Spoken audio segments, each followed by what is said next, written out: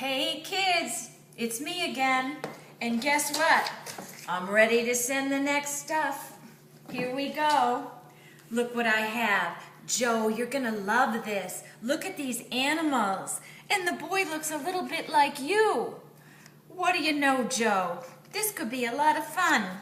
Look at this, a bird up in the tree. You could make a tree. You could make a couple of birds. I even like the way the sneakers are drawn on the little kid. So here's some fun stuff. Look, do you have a little pet? You can look at your pet and you can draw him. What about a snake? Somehow I think somebody might like a snake over there. Wow, this looks like fun. Wow, look at these animals. These are getting bigger and bigger. Holy crow. Man, you might need bigger paper for these things. Oh, look at this. I do like little pink pigs. Aren't they funny with little piglets? And here's another one, a goose. Little dog. Look at all these things. Then you can put silly hats on them and make them play soccer or rugby. So this is a fun book for you, Joe. Now, here is one of my favorite things. This is The Fish in the Ocean.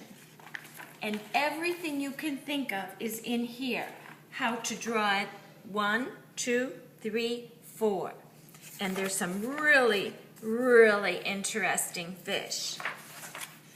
Every once in a while they give you a piece of this paper to draw on, which you can use because it can go over and you can see through it. It's called tracing paper. But you could also rip it out of the book and then use it on all the different pages that you want to use. This is one of those little fish that lives in the tropical places called a clownfish. Here's a flying fish that flies in the air about 20 or 30 feet. One time it happened to me. It flew right over the boat. And this is called a manatee. We have these swimming in the Florida waters. And you'll like it. Look at all these different things. A puffer fish, and you can, seahorses. This will be a good one. I think maybe Jack would like this one. Here's another one. Little characters. Have you ever heard of these characters called manga monsters? I actually think they're a Japanese design. And they show how to make these little characters. And they become quite interesting little people. Look at those silly things. So it stretches your imagination, it stretches your use of color, and you can have a lot of fun creating these little characters.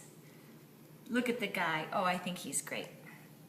And look at that monster. It's sort of like a dinosaur, but sort of an upscale. There you go. A manga monster.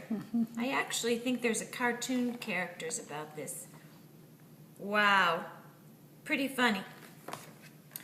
All right, here's another one.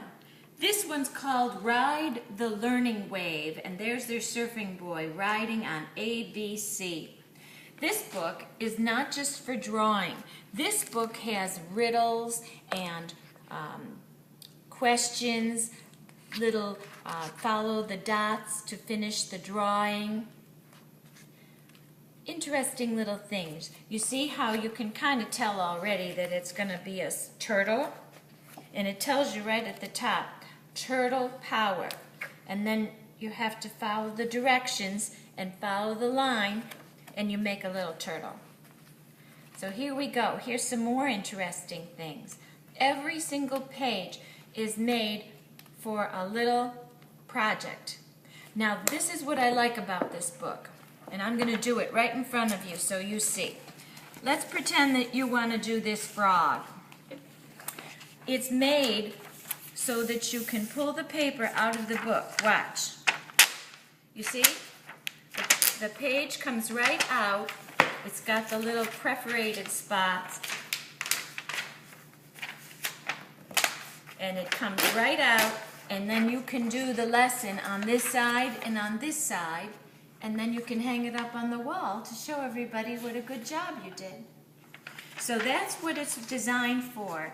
It's a little bit like a workbook that you might have at school, but the pictures in it are really good. Now this one, you would have to take it out of the book, and I'll show you why. This one, you have to cut on the dotted line, and then when you cut, you arrange it into the creation that it's supposed to become, some kind of animal, a sand crab. You can figure it out. So whenever you see the lines that go like this, that means you have to cut them with the scissors and then recombine them into the right shape. So there's a lot of interesting things here, and you might have some fun with that. It's not really art, but it is sort of art because it's creating.